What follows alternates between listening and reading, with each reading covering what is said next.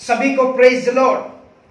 मैं विश्वास करता हूं कि परमेश्वर आप सबको बहुत अद्भुत रीति से अपने पंखों के नीचे छुपाए हुए हैं और आप परमेश्वर की आशीषों से भरपूर है। जब जब परमेश्वर का वचन हमारे पास आता है तब तक परमेश्वर हमारे विश्वास को अद्भुत रीति से बढ़ाता है। आज का वचन भी आपके विश्वास को और ऊंचाइयों पर लेकर के जाएगा। आज के वचन के द्वारा आप बहुत गहरी बातों को सीखने पाएंगे। एक ऐसी महत्वपूर्ण बात जो हर विश्वासी के लिए, हर विश्वासी परिवार के लिए बहुत महत्वपूर्ण है। हम जब प्रभु में बढ़ते हैं तो प्रभु का वचन सीखना और उस पर चलना, रोज उस पर मनन करना हमारे लिए बहुत ही महत्वपूर्ण है। आप एक नए विश्वासी हो सकते हैं, आप बहुत सालों से प्रभु में हो सकते हैं, आप जन्म से भी प्रभु में हो सकते हैं, लेकिन जो आज मैं बात बताना चाहता हूं यह आप सबके लिए महत्वपूर्ण है। यह आप सबके परिवारों के लिए बहुत महत्वपूर्ण है, क्योंकि परमेश्वर का वचन जब जब खुलता है वहां प्रकाश होता है, वहां पर परमेश्वर की आशीषें उंडेली जाती है। जब आप परमेश्वर के वचन को पढ़ते हैं, कई बार लगता है कि हमने बहुत बार इस वचन को पढ़ा है, लेकिन जितनी बार आप परमेश्वर के वचन को पढ़ते हैं उतनी बार परमेश्वर आपके जीवन में नए विश्वास को जगाता है, नए प्रेम को उत्पन्न करता है और नई रीति से परमेश्वर आपको अद्भुत उसके मन की बातों को सिखाता है। प्रभु का वचन कहता है, प्रभु को अच्छा लगता है कि परमेश्वर के लोग उसके ज्ञान को सीखें। परमेश्वर को अच्छा लगता है कि परमेश्वर अपने ज्ञान को उसके प्रेम करने वालों पर प्रकट करे। मत्ती रचित सुसमाचार अध्याय 18 और उसके 19-20 पद को हम पढ़ेंगे। यदि आपके पास परमेश्वर का वचन पवित्र बाइबल है तो आप खोले और मेरे साथ में पढ़े। फिर मैं तुमसे कहता हूं, यदि तुम में से 2 जन पृथ्वी पर किसी बात के लिए एक मन होकर उसे मांगे तो वह मेरे पिता की ओर से जो स्वर्ग में है उनके लिए हो जाएगी। क्योंकि जहां 2 या 3 मेरे नाम पर इकट्ठा होते हैं वहां मैं उनके बीच में होता हूं। यह वचन आपने बहुत बार पढ़ा होगा, इस वचन पर आपने बहुत बार मनन किया होगा, लेकिन आज मैं इस वचन के द्वारा आपको बताना चाहता हूं कि हमारे जीवन में पारिवारिक प्रार्थनाओं का कितना महत्व है। पारिवारिक प्रार्थना होती कैसे है। मैं बहुत सारे मसीहों से मिलता हूं, बहुत सारे मसीह परिवारों में जाता हूं, बहुत सारे लोगों से मिलकर के मुझे एक बात बहुत बहुत अजीब लगती है। वो बात यह है कि वो व्यक्ति चर्च जाता है, उस घराने के लोग चर्च में हर संडे प्रार्थना में शामिल होते हैं, उपवास करते हैं, प्रार्थना करते हैं और अपने दान दशमांश को चर्च में देते हैं। इन सारी बातों के होने के बावजूद भी वो परिवार अपने पारिवारिक मूल्य को नहीं समझ पा रहा है, या अपने परिवार के साथ में किस प्रकार परमेश्वर के साथ में जीवन जीना होता है वो नहीं समझ पा रहा है। मैं आज बात करना चाहता हूं पारिवारिक प्रार्थना जो है हमारे जीवन के लिए कितने महत्वपूर्ण है, और यदि ये पारिवारिक प्रार्थना महत्वपूर्ण है तो हमें इसे करना कैसे चाहिए। हमारे जीवन में बहुत सारी कंफ्यूजन है, बहुत सारी ऐसी बातें हैं जिन्हें हम नहीं करते। आप संडे चर्च की प्रार्थना में शामिल होते हैं तो आप घरों में भी प्रार्थना करना जब आरंभ करते हैं कुछ समय करते और फिर छोड़ देते हैं। क्यों ऐसा होता है? क्योंकि हम उसकी महत्वता को नहीं समझ पा रहे। पारिवारिक प्रार्थना की जो महत्वता है उसे हम जब नहीं जानते तो वो हम लगातार नहीं कर पाते। कोई भी चीज है जब आप उसके मूल्य को नहीं पहचानते तब आप उसे तवज्जो भी नहीं देते। तो पारिवारिक प्रार्थना जब आपके जीवन में आरंभ होती है तो परमेश्वर के वायदे जो है वो आपके जीवन में फलते हैं। यहोशू की पुस्तक में यहोशू अपने इज़राइल के पूरे लोगों के सामने कहता है, क्या मैं और मेरा घराना परमेश्वर की सेवा करेंगे। अब तुमने डिसाइड करना है या तुमने इस बात को अपने जीवन से बताना है कि तुम क्या करोगे। इसीलिए परमेश्वर का कलाम कहता है कि हम जो परिवार के लोग हैं, एक साथ आने के लिए या एक साथ इकट्ठा होकर के प्रार्थना करने के लिए परमेश्वर हमें क्या करता है, सिखाता है। कई बार मैंने देखा है परिवार के लोग प्रार्थना इकट्ठा होकर तभी करते हैं घर में जब परमेश्वर का जन उनके घर जाता है।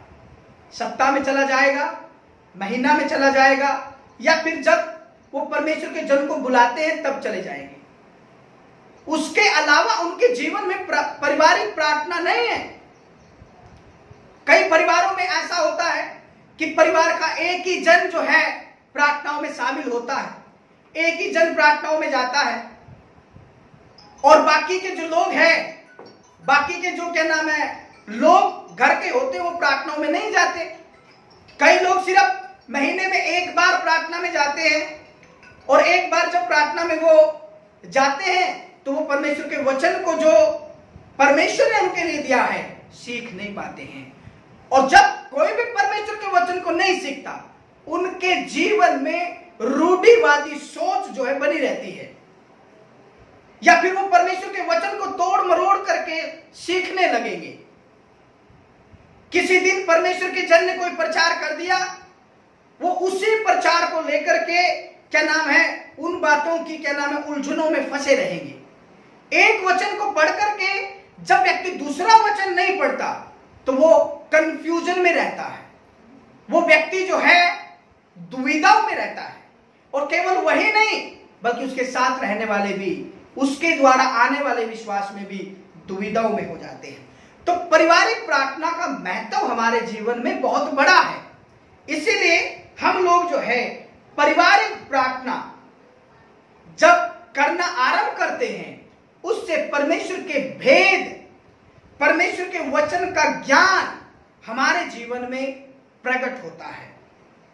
बहुत बार कई लोग कहते हैं मैं पारिवारिक प्रार्थना करता हूं, मैं सुबह उठ के प्रार्थना करता हूं, मैं शाम को भी प्रार्थना करता हूं,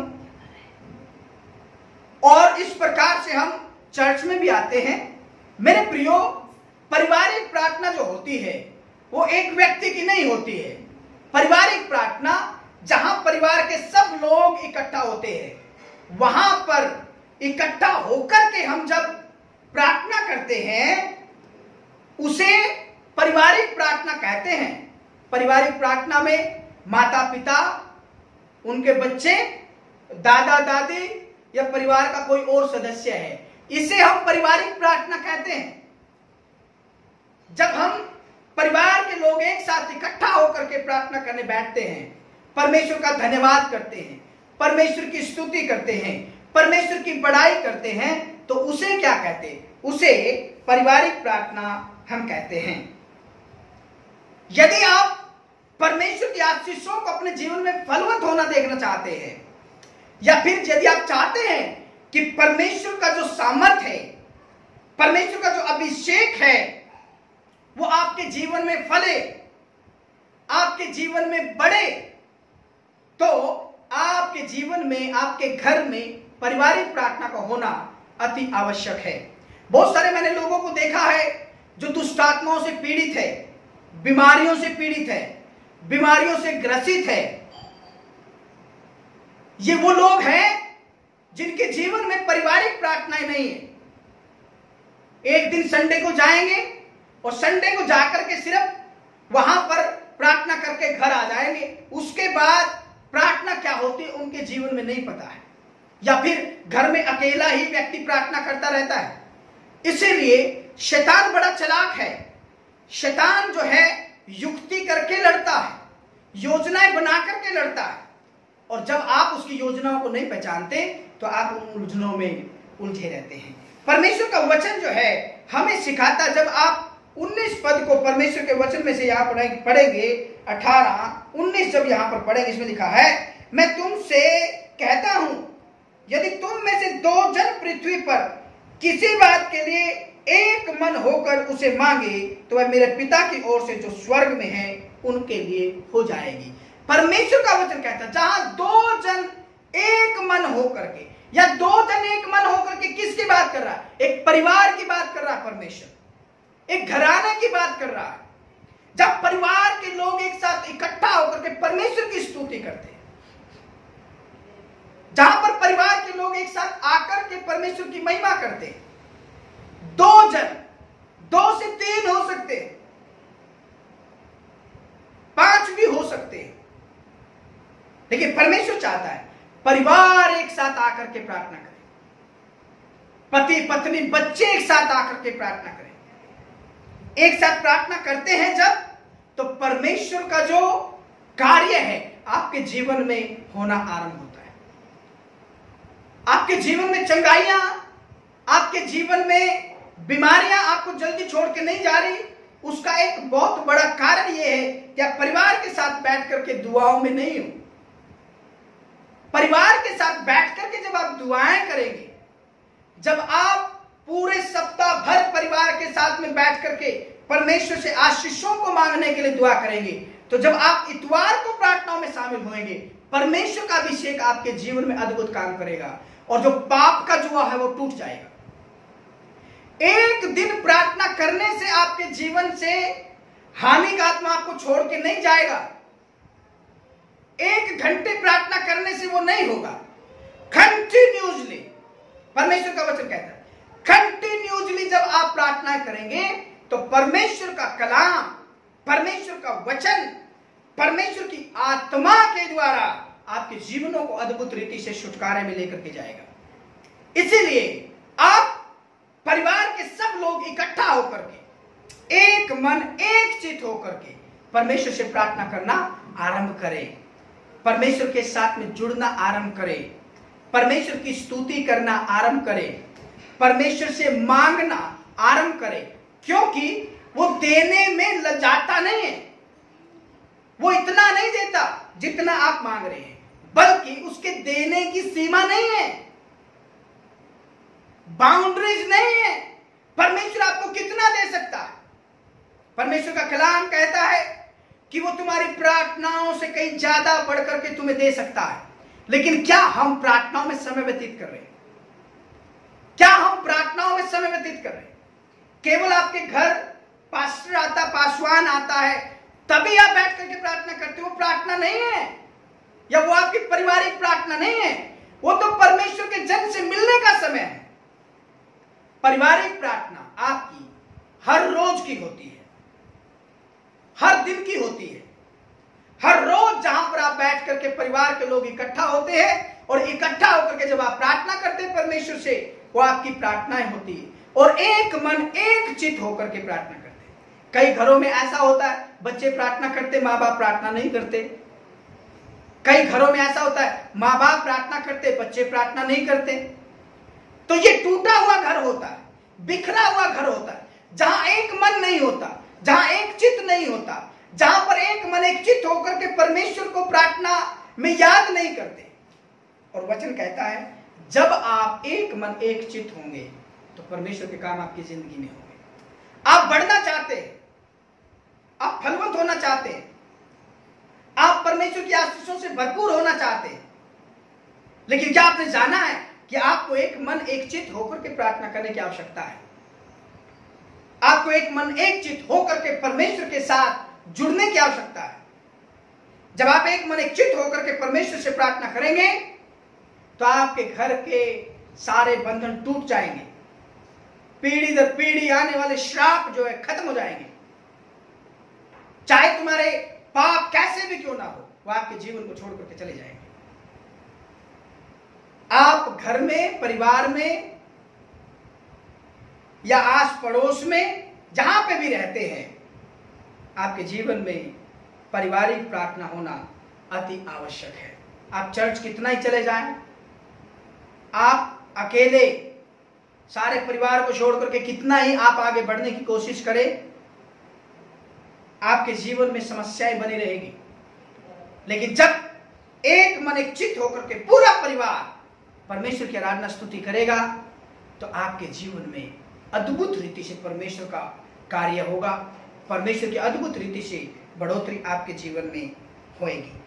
20 पद में लिखा है, क्योंकि जहां 2 या 3 मेरे नाम पर इकट्ठा होते हैं, कहा जहां 2 या 3 मेरे नाम पर इकट्ठा होते हैं वहां मैं उनके बीच में होता हूं। ये जहां 2 या 3 मेरे नाम से इकट्ठा होते हैं, ये आपका घर है,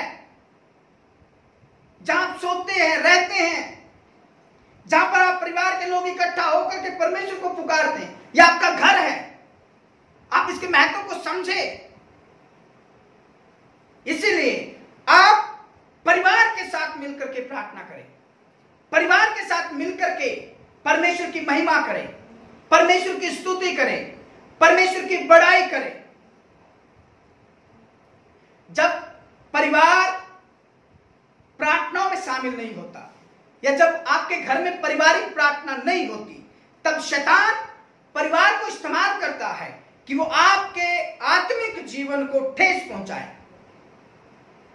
जब परिवार पारिवारिक प्रार्थना में शामिल नहीं होता तो जो व्यक्ति प्रार्थनाओं में बढ़ता है, जो व्यक्ति लगातार संडे की आराधना स्तुति करता है या हर संडे जब वो चर्च जाता है तो उसके ऊपर वो चिढ़ने लग जाते हैं, उसकी प्रार्थना करने पे वो चिढ़ने लग जाते हैं। क्यों ऐसा होता है? क्योंकि वो लोग उसमें शामिल नहीं है। वो लोग महीने में एक बार जाते हैं, वो कभी प्रार्थना भी नहीं करते। इसीलिए जो रोज प्रार्थना करता है, जो डेली प्रार्थना करता है, जो डेली अपने घर में अपने चर्च में जाकर के प्रार्थना करता है, उससे वो लोग क्या होने लगते हैं, शैतान उनको इस्तेमाल करता है, वो चिढ़ने लग जाते हैं। या फिर एक व्यक्ति प्रार्थना करता है, बाकी घर के लोग जो है तरह तरह की बीमारियों से ग्रसित रहते हैं, तरह तरह की बीमारियों में पड़े रहते हैं। लेकिन परमेश्वर का वचन कहता है कि जब 2 या 3 एक मन होकर के जहां कहीं वो इकट्ठा होते हैं, वहां पर परमेश्वर की उपस्थिति उनके बीच में होती है। इसीलिए मैं आपसे कहता हूं कि आप आज से परमेश्वर की हजूरी में, परमेश्वर की पवित्र हजूरी में अपने आप को लेकर के आए और अपने घरों में पारिवारिक प्रार्थना आरंभ करें। पारिवारिक प्रार्थना जो है आपके घरों में आरंभ हो जानी चाहिए। मैं लगातार उत्साहित करता हूं हर भाई को और बहन को कि आप अपने घरों में पारिवारिक प्रार्थना आरंभ करें। पारिवारिक प्रार्थना जब आप करेंगे मेरे प्रियो, आपके घरों में अद्भुत रीति से आशीष फलेगी, आपके घर में अद्भुत रीति से परमेश्वर की सामर्थ फलेगी, आपके घर में अद्भुत रीति से परमेश्वर का कार्य बढ़ता चला जाएगा। आप घटेंगे नहीं, परमेश्वर में आप बढ़ते चले जाएंगे। लेकिन मैं आपको बताना चाहता हूं, जब तक आप ये पारिवारिक प्रार्थना एक सिस्टम के साथ नहीं करते, तब भी आप उलझनों में उलझे रहते हैं। जब तक आप इस पारिवारिक प्रार्थना को नियम बाय नियम नहीं करते, तो आपके जीवन में उलझने बनी रहती है। क्यों बनी रहती है? जो प्रार्थना करने वाला होगा उसको प्रार्थना करना बहुत अच्छा लगेगा, लेकिन उसके साथ बैठने वाले होंगे उन्हें वो बोरिंग लगेगा। क्यों? क्योंकि एक ही व्यक्ति प्रार्थना कर रहा है। बहुत सारे परिवारों में मैंने देखा, सब लोग इकट्ठा होकर प्रार्थना कर रहे हैं, सब लोग आते हैं, बैठते हैं और प्रार्थना करते हैं, लेकिन वहां गड़बड़ियां क्या है? वहां गड़बड़ी है केवल एक ही व्यक्ति सब कुछ करता रहता है। एक ही व्यक्ति प्रार्थना करेगा, एक ही व्यक्ति गवाही देगा, एक ही व्यक्ति क्या नाम है और तरह तरह की चीजों को करेगा। इसीलिए क्या होता है, 1 2 बार 4 बार वो लोग इकट्ठा होते हैं, लेकिन धीरे धीरे करके वो उनका इंटरेस्ट खत्म हो जाता है। धीरे धीरे करके वो प्रार्थनाओं में रुचि नहीं रखते। क्यों प्रार्थनाओं में रुचि नहीं रखते? क्योंकि उन्हें पता ही नहीं हो क्या रहा। एक व्यक्ति सीख के आता है घर में और वही सब कुछ करता रहता है। एक ही व्यक्ति चर्च जाता है, एक ही व्यक्ति कहता है जी प्रार्थना करो, तो वो अपनी रुचि क्यों खो देते हैं? क्योंकि उनको पता ही नहीं है कि वो कर क्या रहे हैं। लेकिन जब आप पारिवारिक प्रार्थनाओं में सिस्टम को अपनाएंगे, नियम को अपनाएंगे, तो वो पारिवारिक प्रार्थना हर किसी के लिए आशीष का कारण होगी। वो आपके लिए भी आशीष का कारण होगी, आपके पिता के लिए भी आशीष का कारण होगी, आपकी माँ के लिए भी आशीष का कारण होगी, आपकी बहन के लिए भी आशीष का कारण होगी, आपके दादा दादी के लिए भी आशीष का कारण होगी। क्यों? क्योंकि उसमें सब शामिल होते हैं, उसमें सब लोग इकट्ठा होकर के अपनी जिम्मेवारियों को अदा करते हैं। वहां एक ही व्यक्ति प्रार्थना नहीं करता, वहां सब लोग एक बाय एक करके प्रार्थना करते हैं, एक बाय एक करके वो प्रार्थना करते हैं। इसीलिए क्या है, आप सिस्टम को जो है, नियम को प्रार्थनाओं में लेकर के आइए। मैं जो बहुत महत्वपूर्ण बातें आपको बताने जा रहा हूं, आप उन्हें वन बाय वन जो है आप सीखिए, उनको लागू करना आरंभ कीजिए। हो सकता है आप अपनी नोटबुक पे लिखकर, डायरी पे लिख करके उन्हें रख लीजिए, क्योंकि वो आपके काम की चीज है, वो आपके हर रोज काम आने वाली चीज है, हर रोज आपको उसकी जरूरत पड़ेगी। जो आज मैं आपको ये बताने जा रहा हूं, ये हर रोज की बात है।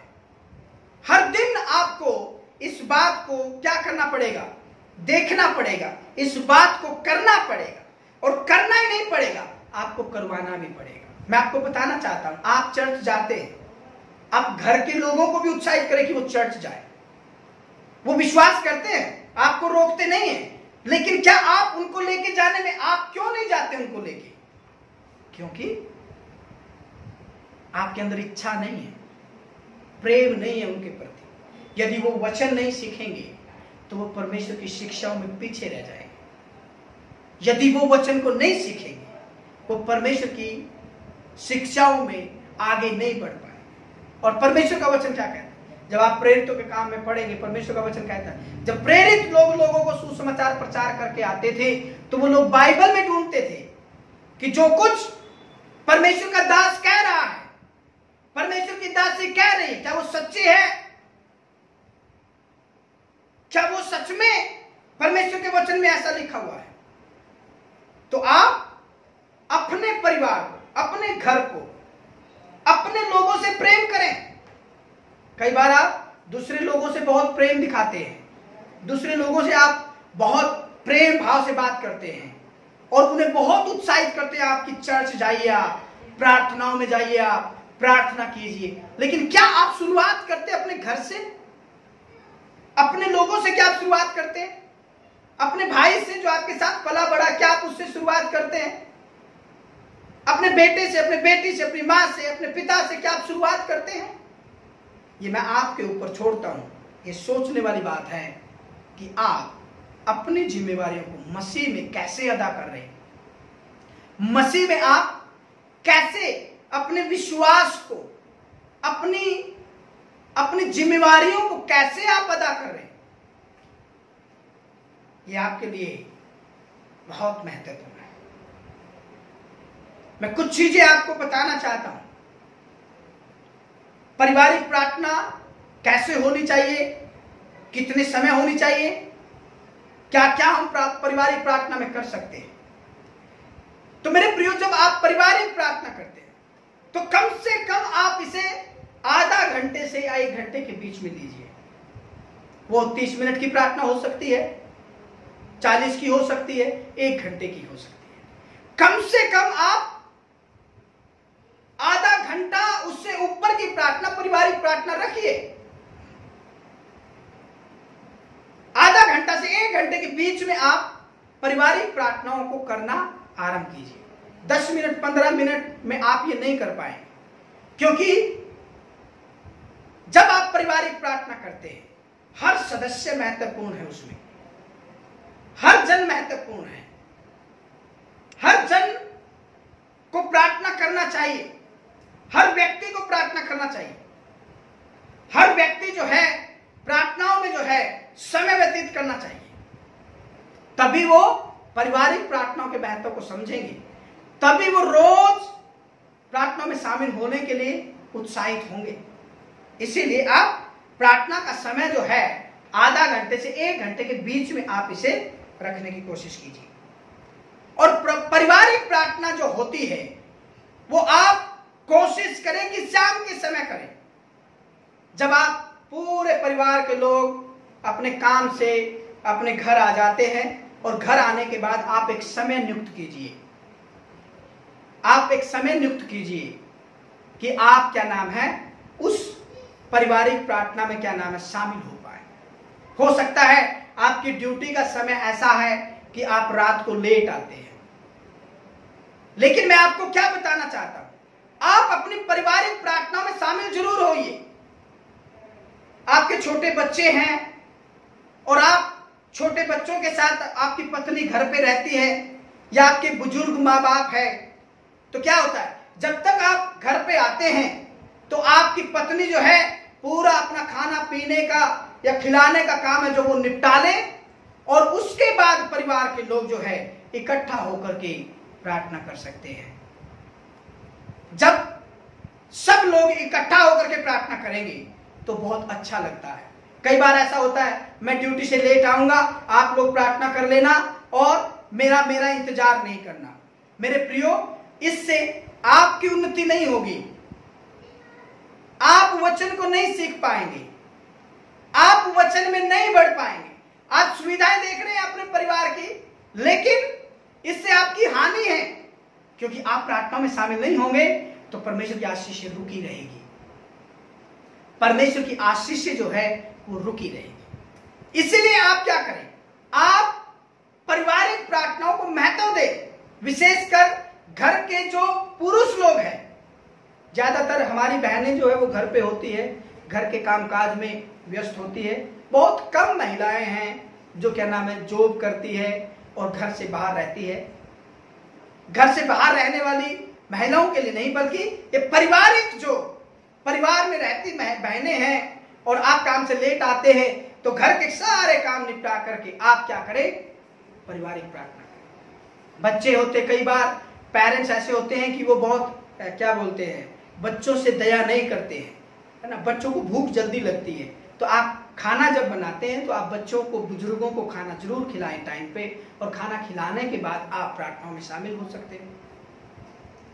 ऐसा भी हो सकता है जब आप ड्यूटी से जल्दी छूटते हैं और जल्दी छूटने के बाद आप अगर अपने घर में ये नियम बना सकते कि आप क्या नाम है अपने खाना खाने, डिनर करने से पहले आप प्रार्थना करना चाहते हैं, तो वो भी आपके लिए बहुत मोस्ट वेलकम है। लेकिन आप उस सिस्टम को फॉलो कीजिए। यदि आप फ्री हैं, आप घर में फ्री हो जाते 5 बजे, तो आप शाम की प्रार्थना सब इकट्ठे होकर करने में कोई परेशानी नहीं है। यदि आप लेट आते हैं, यदि आप काम से लेट हो जाते हैं, तो आप उसके अनुसार अपने प्रार्थनाओं का नियम बनाएं। मैंने आपको बताया कि आप एक समय नियुक्त करें। वो शाम का समय सबसे महत्वपूर्ण है। वो 6 बजे भी हो सकता है, 7 भी हो सकता है, 8 भी हो सकता है, 9 बजे भी हो सकता है। आप घर में एक प्रार्थना का समय नियुक्त करके प्रार्थना करना आरंभ करें, और ये प्रार्थना का समय आपका आधा घंटे से 1 घंटे के बीच में अवश्य होना चाहिए, ताकि हर किसी को प्रार्थना करने का क्या मिले, अवसर मिले। जब आप पारिवारिक प्रार्थना करते हैं तो उसमें आराधना भी बहुत महत्वपूर्ण है। आराधना माने तो आप पारिवारिक प्रार्थना में कम से कम 10-12 मिनट की आराधना जरूर रखें। 2 से 3 गीत आराधना के जरूर गाएं। हर कोई पारिवारिक प्रार्थना में आराधना करने के लिए उत्साह किया जाए। कई बार एक ही व्यक्ति गीत गाता रहता है, आराधना की प्रार्थना करता रहता है। मैं क्या कहता हूं आपको, आप अपने घर में हर कोई, किसी को गाना आता है या नहीं आता है, आप उनको आराधना का गीत गाने के लिए जरूर बोले।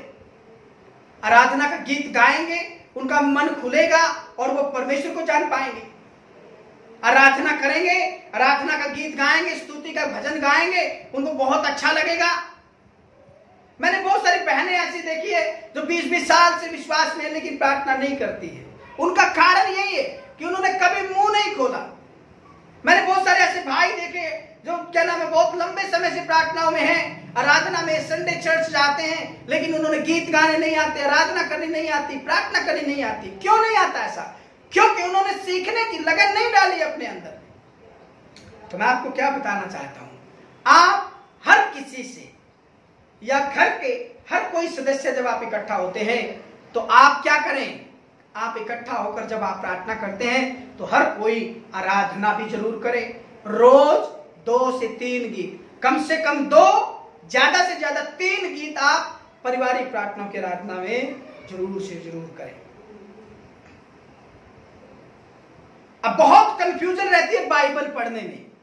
पारिवारिक प्रार्थनाओं में बाइबल कहां से पढ़े? कई लोग ऐसा करते हैं, बाइबल जहां से खुली और वहीं से पढ़ने लग गए। मेरे प्रियो, ये आपके विश्वास में बढ़ोतरी नहीं करेगी।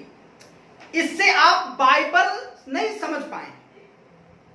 कई लोग होता है ऐसी खोली बाइबल और वहीं से पढ़ने लग गए। इस प्रकार से आप विश्वास में नहीं बढ़ेंगे। परमेश्वर के वचन की शिक्षाओं को आप समझ नहीं पाएंगे। कई लोग रूढ़िवादी सोच के लोग हैं। कई लोग वचन को समझना नहीं चाहते। कई लोग एक ही वचन को लेकर के उसके पीछे पड़े रहते हैं। वो कौन लोग हैं जो बाइबल कंटिन्यू नहीं पढ़ते? पहले पेज से आखिरी पेज तक जब वो बाइबल नहीं पढ़ते, उनको समझ कुछ नहीं आता। कई लोग पास्टरों से प्रचार सुनते हैं और वैसा ही करने लग जाते हैं, उनको कुछ समझ नहीं आता है। वचन जो परमेश्वर का है वो संपूर्ण है, अधूरा नहीं है। परमेश्वर का वचन जो है वो संपूर्ण है, अधूरा नहीं है। यह आपको पूरे ज्ञान से परिपूर्ण करता है। यह सिद्ध है। इस वचन को जब आप पढ़ेंगे, ये आपको परमेश्वर के सत्यता के बारे में अवगत कराता है। ये झूठा नहीं है, एक एक वचन ताया हुआ। तो इसीलिए जब आप बाइबल पढ़ते हैं तो यहां से कहीं से भी खोल दी और वहीं से पढ़ ली, आप ये गलत करते हैं। ऐसे बाइबल आप कभी ना पढ़े, विशेषकर पारिवारिक प्रार्थनाओं में ऐसे कभी ना पढ़े बाइबल। मैं आपको बताता हूं, जब आप पारिवारिक प्रार्थना करते हैं, कम से कम 2 अध्याय, ज्यादा से ज्यादा आप 3 अध्याय बाइबल के पारिवारिक प्रार्थनाओं में जरूर पढ़ें। कम से कम 2, ज्यादा से ज्यादा आप 3 अध्याय बाइबल के जो है क्या है आप पढ़ना आरंभ करें पारिवारिक प्रार्थनाओं में। आप आरंभ कहां से करेंगे? मैं आपको बताता हूं। आप भजन संहिता पढ़े। भजन संहिता से आप पुराने नियम में से कोई भी एक पुस्तक ले लो। मान लीजिए आपने उत्पत्ति की पुस्तक ले ली और उत्पत्ति की पुस्तक आपने क्या कर दिया? उत्पत्ति की पुस्तक में आपने आज 1 अध्याय पढ़ा, कल आप 2 पढ़ेंगे, परसों 3 पढ़ेंगे। इसी प्रकार आपने भजन संहिता से पढ़ना आरंभ किया। आज 1 अध्याय पढ़ा, कल 2 पढ़ेंगे, कल 3, अगले दिन तीसरा पढ़ेंगे, फिर चौथा पढ़ेंगे। इसी प्रकार आप नए नियम में से एक पुस्तक रोज पढ़े पारिवारिक प्रार्थना। आप एक सुसमाचार लें, मान लीजिए मत्ती रचित सुसमाचार ले लिया, उसमें से रोज 1 अध्याय जरूर पढ़ें। अब इस प्रकार से अपनी पारिवारिक प्रार्थनाओं में बाइबल को 1 साल में पूरा पढ़ सकते हैं। यदि आप 3 अध्याय रोज बाइबल के पढ़ते हैं तो आप अपनी पारिवारिक प्रार्थनाओं में 1 साल में बाइबल को पढ़ देंगे। नियम के साथ में पढ़ें। जब आप नियम के साथ में पढ़ेंगे तो परमेश्वर का वचन पढ़ना आपको अच्छा लगेगा। आप इसको समझ पाएंगे, इसकी गहराइयों को समझ पाएंगे। नीति वचन के लिए मैं आपको कहता हूं कि वो आपका व्यक्तिगत पढ़ने की पुस्तक है। आप सुबह उठते हैं, नीति वचन जरूर पढ़ें। सुबह उठ करके आप नीति वचन का अध्ययन जरूर करें, क्योंकि वो आपके मार्ग में आपको बुद्धिमान बनाता है, आपके व्यापार में आपको समझदार बनाता है, आपकी बुद्धि को वो तेज करता है। पारिवारिक प्रार्थना जो शाम की होती है उसमें 3 अध्याय पढ़े। सुबह मैं आपको बताता हूं, यदि आप सुबह जल्दी उठते हैं तो बहुत अच्छा वेल है कि आप सुबह उठ करके 4 बजे उठते, 2 घंटे आप प्रार्थनाओं में समय व्यतीत करते हैं, ये बहुत बेस्ट है। लेकिन बहुत सारे लोग ऐसे हैं जो सुबह नहीं उठते, शाम को देर तक काम करते हैं और सुबह जल्दी फिर उन्होंने काम जाना होता है। मैं आपको बताता हूं, आप जब प्रार्थना में सुबह करते हैं, आप अपने नीति वचन को ऐड जरूर करें। नीति वचन जरूर पढ़ें। नीति वचन को पढ़कर अपने अपने अपने दिन की शुरुआत करें। आप इस प्रकार से आप परमेश्वर के वचन का अध्ययन कर सकते हैं। और आप रोज जब बाइबल पढ़ते पारिवारिक प्रार्थना में, हर किसी को एक एक अध्याय दें। कई लोग एक ही जन पढ़ता रहता है, मेरे प्रिय आप ऐसा ना करें, बल्कि आप हर किसी को दें। मान के चलो आपके घर में 3 लोग हैं जो बाइबल पढ़ सकते हैं, तो तीनों को रोज बाइबल पढ़ने का अवसर दें। आपके माता पिता नहीं पढ़ सकते, उनको सुनने के लिए आप प्रेरित करें कि वो अच्छे से सुने, लेकिन आप परमेश्वर के वचन को हर किसी को सुनने और पढ़ने का अवसर जरूर दें। अगली बात जो है, पारिवारिक प्रार्थना में हम किन किन बातों के लिए प्रार्थना कर सकते हैं। ये बहुत अच्छा समय, आप पहले प्रार्थना आराधना में समय व्यतीत करते हैं, उसके बाद आप बाइबल पढ़ते हैं, और उसके बाद आप प्रार्थनाओं में समय व्यतीत करते हैं। ये सबसे महत्वपूर्ण है। जब आप पारिवारिक प्रार्थना करते हैं तो आप क्या करते हैं? आप प्रार्थनाएं करते हैं उन भाई बहनों के लिए जो परेशान हैं, जो दिक्कतों में हैं, बीमारियों में। पारिवारिक प्रार्थनाओं में आप उन लोगों के लिए प्रार्थना कर सकते हैं जो आपके चर्च में नए लोग आए, जो बीमार हैं, परेशान हैं। चर्च में जब आप जाते हैं उनके नाम लिख करके लाए, उनके लिए दुआ करना आरंभ करें, परमेश्वर आपको आशीष देगा। क्योंकि परमेश्वर का वचन कहता है जब हम दूसरों के लिए दुआ करते हैं, परमेश्वर हमें आशीषित करता है। जब हम दूसरों को चंगा होने के लिए प्रार्थना करते हैं, परमेश्वर हमें चंगा करता है। अय्यूब को परमेश्वर ने चंगा किया क्योंकि उसने उसके मित्रों के लिए दुआ किया, प्रार्थना किया कि प्रभु इनके पाप को क्षमा कर दे। इसी प्रकार परमेश्वर हमसे भी चाहता है कि हम अपने भाई मित्रों के लिए दुआ करें जो बीमारियों में है, परेशानियों में हैं, ताकि परमेश्वर की आशीष से हमारे जीवन में फलने पाए। आप अपने चर्च के लिए दुआ कर सकते हैं कि परमेश्वर लगातार आपके चर्च को उन्नति दे, जिसमें आप पले बढ़े, जिस चर्च ने आपको पाला पोसा, जिस चर्च में परमेश्वर ने आपको अद्भुत रीति से बढ़ाया, तो आप उस चर्च के लिए जरूर दुआ करें। जहां पर आप इकट्ठा होते हैं, जाते हैं, प्रार्थनाएं करते हैं, जहां से आप सीखते हैं, उनके लिए आप दुआ जरूर करें कि परमेश्वर इस चर्च को बहुत बढ़ाए, उस चर्च में शिक्षाएं जो है निरंतर अच्छी दी जाए। आपके पासवान के लिए दुआ करें कि आपका पासवान जो है स्वस्थ रहे। आपके पासवान के बच्चों के लिए दुआ करें कि वो स्वस्थ रहे। आप अपने लिए, अपने परिवार के लिए भी दुआ करें। अपने परिवार में जो लोग पीड़ाओं में हैं, कष्टों में हैं, उनके लिए रोज दुआ करें कि परमेश्वर मेरी बहन को, मेरी माँ को, मुझे या मेरे परिवार के सभी सदस्यों को जल्द से जल्द चंगा करें, ताकि हम आपके नाम की गवाही दे पाए। हम भी प्रभु आपके नाम के गवाह बनने पाए। क्योंकि परमेश्वर कहता है जब तुम पुकारोगे परमेश्वर तुम्हारी सुनेगा। जब तुम पुकारोगे परमेश्वर तुम्हारी सुनेगा। और अंतिम बात है, तो पारिवारिक प्रार्थनाओं का अंत कैसे करें। बहुत सारे लोग प्रार्थनाएं करते हैं लेकिन उन्हें अंत नहीं पता कि अंत कैसे करना चाहिए। पारिवारिक प्रार्थनाओं का अंत जो है धन्यवाद की प्रार्थना के साथ होता है। प्रभु धन्यवाद, आपने पूरे दिन संभाला। धन्यवाद प्रभु जी, आपने प्रार्थना करने में मदद किया, मुझे संभाला, मेरे बच्चों को संभाला, मेरे परिवार को संभाला, मेरे रिश्तेदारों को संभाला, मेरे भाई बहनों को चंगा किया, उन्हें चंगाई दी। आपका धन्यवाद करते हैं। रात्रि भर प्रभु हमें अच्छी मीठी नींद देना, ताकि हम सुबह उठे तेरी महिमा करते हुए उठे, तेरी स्तुति करते हुए उठे, तेरी बड़ाई करते हुए उठे। और इस प्रार्थना के साथ में जब हम प्रार्थना का एंड करते हैं, वो प्रभु यीशु मसीह के पवित्र नाम में ये प्रार्थना मांगते हैं, हम आमीन करके प्रार्थना का अंत कर सकते हैं। उसके साथ में मैं उत्साहित कर सकता हूं, यदि आप प्रभु की प्रार्थना भी आप कर सके, प्रभु यीशु मसीह की प्रार्थना भी यदि आप उसमें कर सकते हैं तो बहुत अच्छा है। जो पहाड़ी उपदेश में हम सुनते हैं कि यीशु मसीह ने अपने चेलों को अपनी प्रार्थनाओं का कैसे प्रार्थना करनी चाहिए वो बताया गया है। आप इस क्या नाम है वीडियो के डिस्क्रिप्शन को देखेंगे तो आपको प्रभु की प्रार्थना वहां पर मिलेगी।